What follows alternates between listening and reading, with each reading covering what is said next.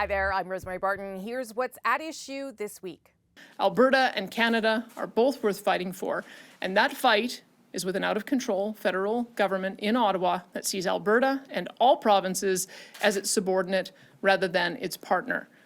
Danielle Smith has unveiled her Alberta Sovereignty Act. The act empowers the Alberta government to order provincial authorities to refuse to enforce any federal law or policy it believes harmful to the province. The act is already raising questions about its constitutionality. So what is the motive behind Smith's power grab, and what's the likelihood of the powers being used? Let's bring in at issue Chantal Hebert, Elamin, Abdelmahmoud, Althia, Raj, and Andrew Coyne. I know you all have a lot to say about it, so we'll get going right away. Chantal, what do you make of this piece of legislation, what it is designed to do? Well, if Justin Trudeau were a bear and someone showed the bear a trap and said, put your head in it, that would be what that piece of legislation politically is meant to do. Sadly, Justin Trudeau is not a bear. And politically, the first play here is let's have the federal government take on Alberta so that we can run an election campaign, us versus them. It sounds a bit desperate. That bill is strays so far outside the lines of the Constitution that it has found very little support except for the Saskatchewan Premier, which should tell you something, because if anyone in Quebec, the experts on this, had seen anything that worked in this piece of legislation, surely Premier Legault would have found time for it yesterday in his inaugural speech. Andrew, is there anything to it, though? Yes, I've read your column, so I know what your answer will be. But is there anything to the idea that Danielle Smith feels that her province needs to be better protected? Yeah, I think it's giving her too much credit to say that it's purely a cynical political ploy and that it's only designed to engineer competition. I'm sure that's an additional side benefit, but I don't think we should underestimate the degree to which either she or some of the people who advise her actually believe this stuff. I mean, she believes a lot of strange things, and it wouldn't be much of a stretch to add this to it. But it's clearly unconstitutional. It clearly involves arrogating to the province powers that it does not have to sit in judgment of federal laws, to effectively decide which laws it's going to obey and which laws it's not going to order, not just to not enforce it, but to order everyone in the broader public sector to basically disobey the law, I guess on pain of being found, guilty of obeying the law. It's fantasy land. It's got no basis in constitutional law. So when people are prepared to go to that length, it's sometimes because they just want to engineer a confrontation, but sometimes, they actually believe this stuff. Althia, what do you make of it? Well, I also believe that it's a trap. I think, it's an obvious trap. Like, it's so obvious. It's bizarre. The fact that she would even talk about dissolution, like she's like urging, please, reporters, go ask Justin Trudeau if he's going to disallow my law, because that's what I want to do. There's like no semblance that this is not about picking a fight with Justin Trudeau. I thought was most interesting, frankly, was that she seemed completely unprepared for the criticisms about the bill. The fact that this legislation would give Cabinet the right to amend laws, to enact new laws without going back to the legislature. I mean, this is the type of stuff that people who are talking about freedom and government overreach usually cry foul. If you think back in Ottawa, we had a very similar example at the very beginning of the pandemic, where the Justin Trudeau's government wanted to give itself the right to tax and spend for more than a year and a half without parliamentary scrutiny. And the Conservatives found this and they said, this is outrageous. And they were right to say this is outrageous, and the government backed down. But the fact that she was unprepared for these questions, it really kind of seems like this bill was rather written to be a press release rather than to be a bill that they actually wanted to enact legislation through, or that they didn't think people would look that closely. I don't know. It's that part's very strange. Elamin?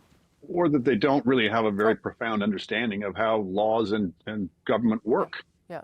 Elamin? Right. I mean, like, that's the part that stuck out to a lot of people, right? Like the idea that this is the actual legal language that they're putting forward. It seemed at best amateurish and at worst completely, lacking understanding of how the Constitution works. I think I think based on that, I think we can deduce that largely it was a piece of political showmanship, right? A piece of sort of attempting to provoke Justin Trudeau and a piece of attempting to provoke the federal government to maybe use something like the powers of disallowance to step into this game. But of course, no one is going to take that bait. And so there's got this kind of left explaining a bill that doesn't make a lot of sense. They've already issued a clarification based on that point that Althia raised.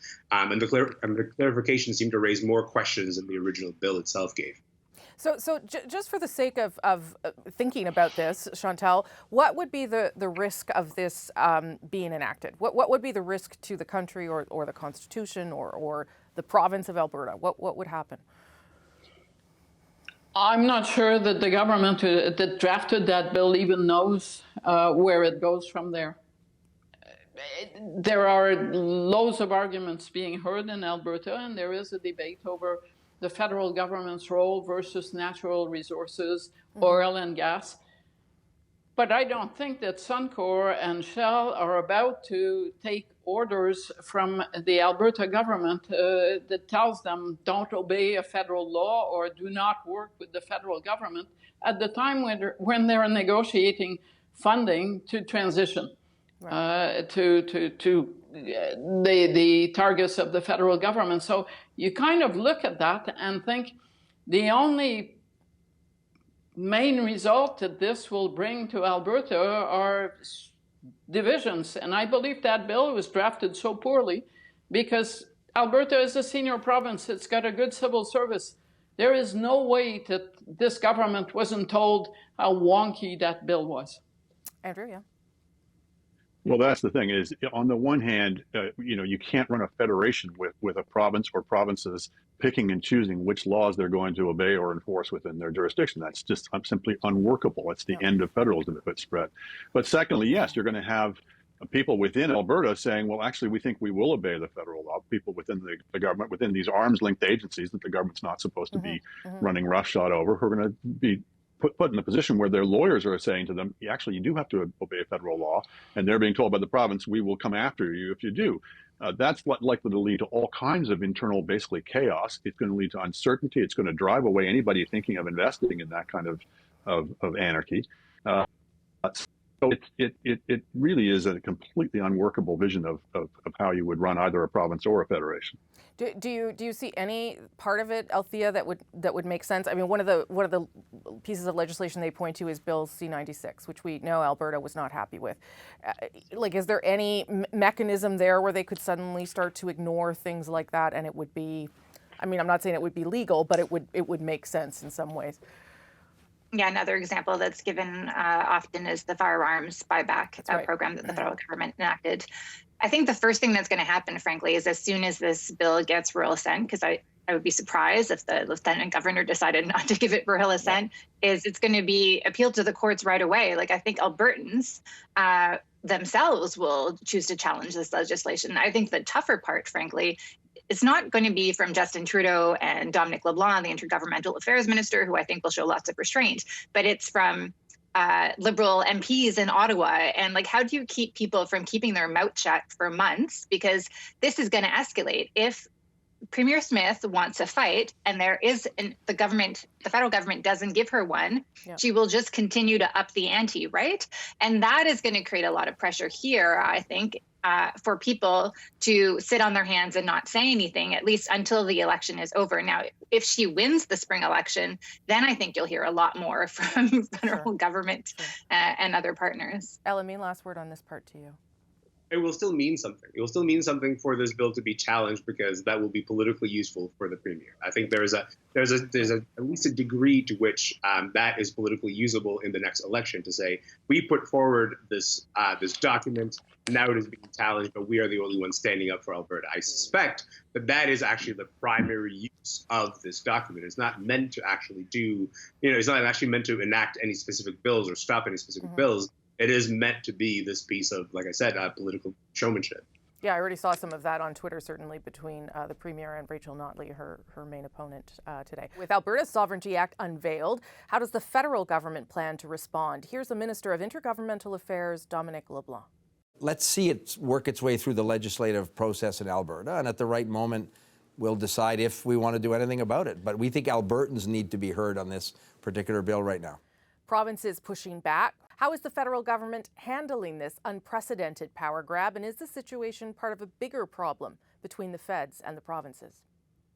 Okay, let's bring back at issue Chantal, Elamin, Althia, and Andrew. I want to start with you, Chantal. Is there something going on here that beyond Alberta? And even if we think this piece of legislation is sort of outside of the realm of what is possible, is there something else going on between Ottawa and the provinces, given this, what's happening in Saskatchewan, the notwithstanding clause? What do you think? There certainly is something with premiers who are not liberals trying to find all kinds of ways to evade the Constitution or to use their powers under the Constitution to the hilt.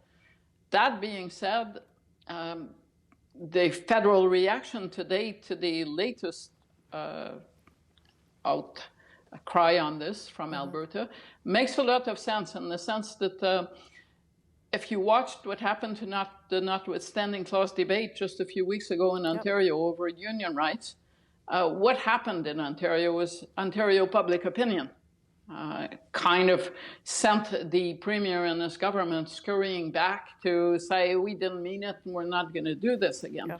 So it makes more sense to effectively let Alberta have this debate and an election on it before coming out with any kind of a federal orchestrated response. That being said, by the way, the federal government cannot act on a bill.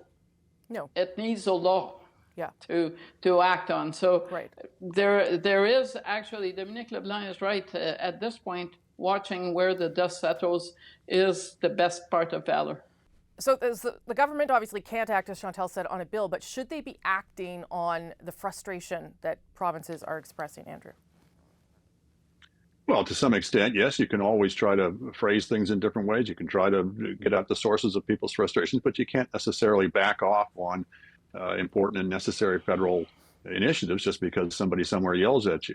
I do think we have to look at the Alberta situation in the context of this more general trend that is partly piggybacking on Quebec's willingness to defy the Constitution in various ways, but is also, I think, not coincidental. These are right-wing populist premiers who have imported some of the same kind of attitude towards political norms and civilized behavior and are willing to push boundaries that should not be pushed. I'm not sure exactly what you do with it. I agree with that in the short term that the federal government is taking the right tone of this and not needlessly escalating things. They don't need to, because they can deal with anything through the courts. This is what makes this different from the notwithstanding issue, where the courts have basically been taken out of the game.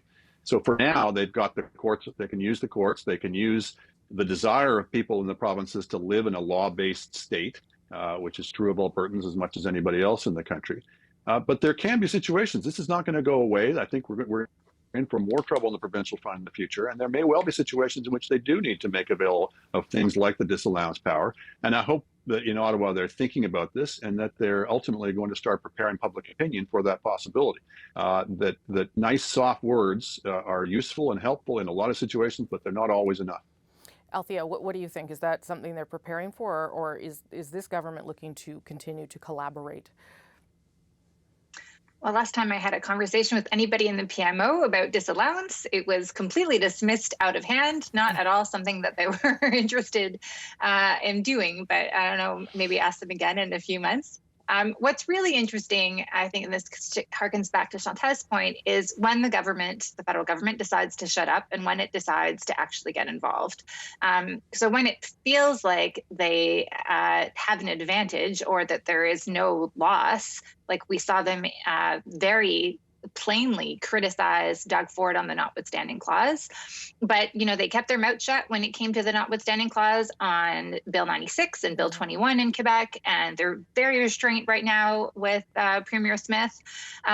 But the reason that Doug Ford decided to back down was because of public outcry, the threat of a general strike.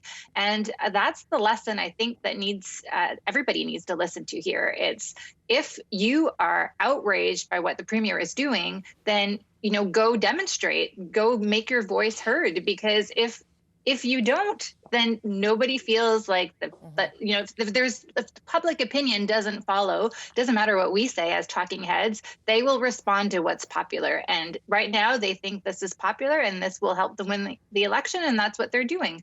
And that's why Premier Ford also today decided not to use the notwithstanding clause again when he was asked about a bill with regards to nurse wages. So I think that's the lesson here. Elamin. I mean, I wonder to what extent You're a member of a for the federal government at this point to just print out a certificate for every province and say, you know what, you're all nations within a nation, and just be happy with this kind of recognition. Because certainly Saskatchewan is like knocking on the door on the same front at the same time. But in all seriousness, I think that the idea that in Alberta, this move is being opposed by institutions like the Chamber of Commerce, and saying this is going to threaten investment in Alberta, the way that we saw labor unions stand up in Ontario, is one of the lessons, I think, for talking heads and pundits like us, is that perhaps we overestimated, or at least some of us overestimated the depth of a unity crisis, in the sense that in all provinces across the country, every time that some of these premiers begin to say, you know what, we want the recognition that we are a separate thing, there's enough civil and public institutions who are willing to respond and say, you know what, no, not to that extent, not to the extent that you are representing it. And I'm saying this directly to myself. I think I was one of those people who may have overblown the extent of a unity crisis in that way. Okay, on that note, I'm going to leave it there. Thank you all very much for all your smart thoughts. And I'm going to remind viewers it's that time of year again when we want to hear from you. So you can send us, well, really them, your political questions about this past year or what you want to know about the year to come. I'll put your best questions to the gang there. You can email us at the CBC, the National, at cbc.ca rather, or you can message us on Instagram at CBC The National, and we'll put some of those questions to the panelists in the coming weeks.